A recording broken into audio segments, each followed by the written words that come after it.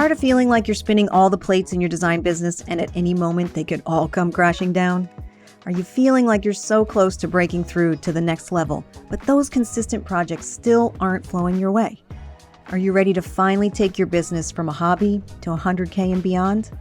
Then welcome to the Six Figure Designer Podcast. I'm talking all the techniques you need in your design business to start paying yourself, get great clients, and finally break through that 5-figure ceiling.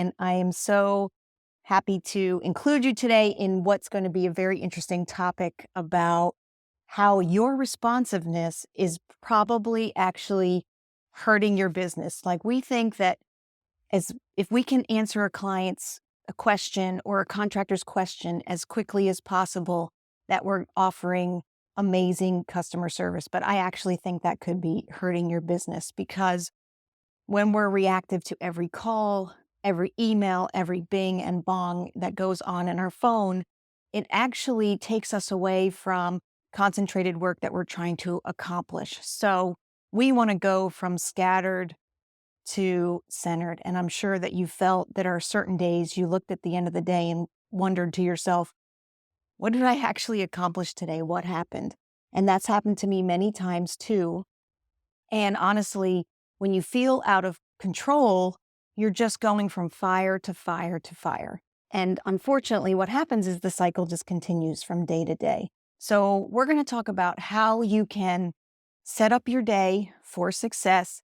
You can feel a lot more centered, and you can accomplish more in a day than you probably do, at least in a week, if not in a month. So let's get started with that. The first thing we're going to talk about is starting to change how you look at time. So time is intricately attached to money and profitability in your business. And if you want your business to move forward and be a lot more profitable, then we've got to really look at how you're spending your time.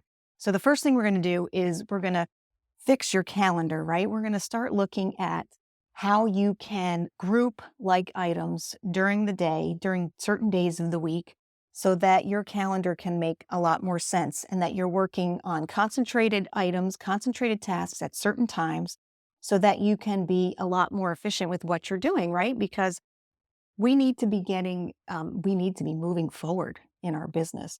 So one of the things that I do in my own business is that I set certain days for client meetings. And, I know the first thing you're going to say is there's no way that a client will allow me to do that. I've got to be available any day of the week. And that's just simply untrue. So one of the things that I do is I set aside 2 days a week for client meetings, which is Tuesdays and Thursdays. And I go ahead and put this in not my welcome packet, but in a pre-sale packet that I put together for clients. And we can talk about that in a separate episode. But in that packet, I lay out the ground rules for what it would be like to work with me.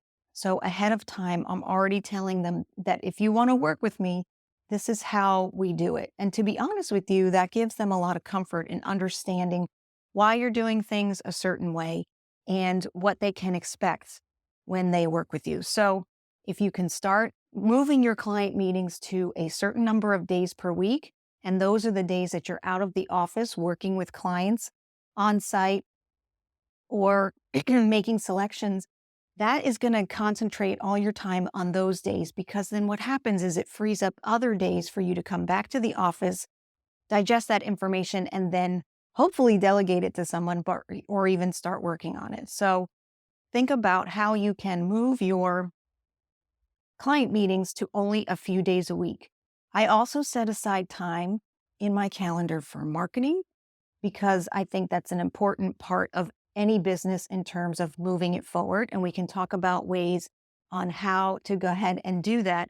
And then we also have a day per week that we make sure that we touch base with every client.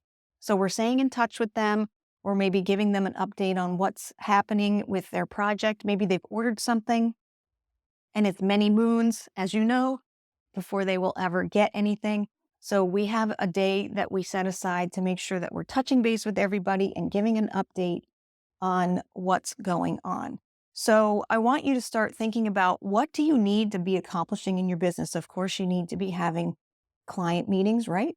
And then you need to be having days in the office to deal with your staff or your team, or doing the work yourself, creating the designs or figuring out what you're going to do for certain projects. So you need to have some time set aside for that.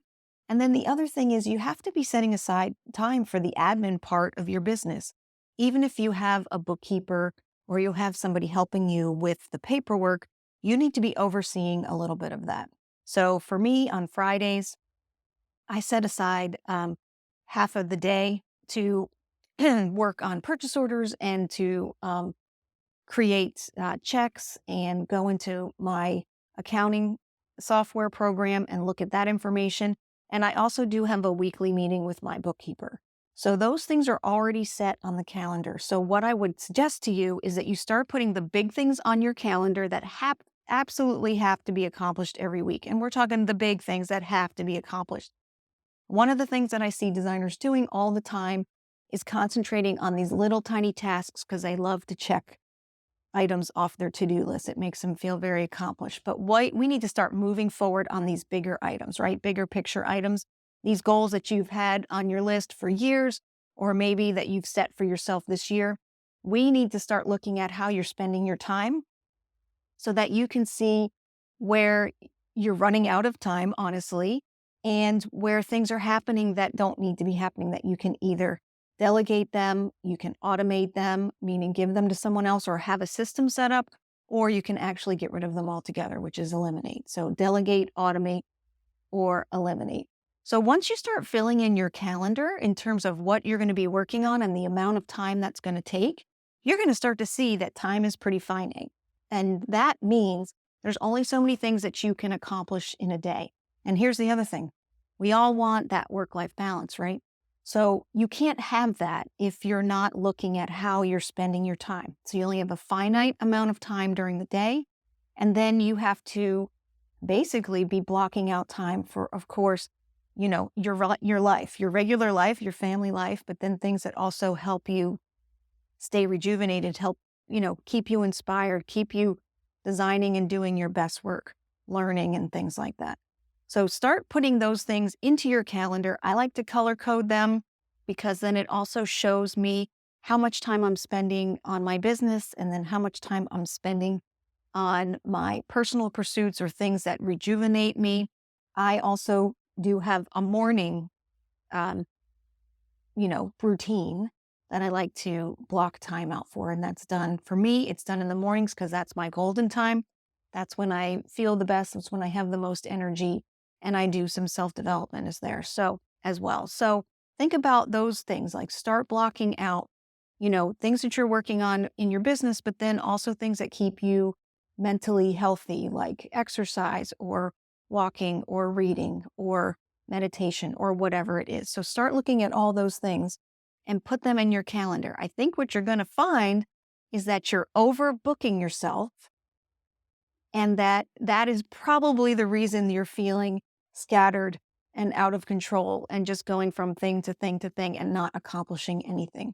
When you spend a little bit of time figuring out what is the most important things that you need to be accomplishing, then you can start to realize that there's other items that you've been doing that are either unnecessary or need to be handed to someone else. So I hope that you use this technique to really help gain control of what you're doing and accomplish more in one day than you probably did all week or all month, and you start moving towards your goals. I do have a course on time management. So of course, if you'd like to check that out, it'll go ahead and be in the show notes, and I will talk to you soon.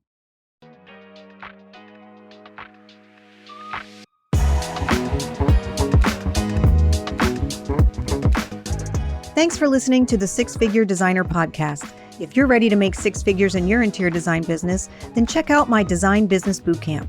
Our next session starts soon. So let's get you to six figures, stat.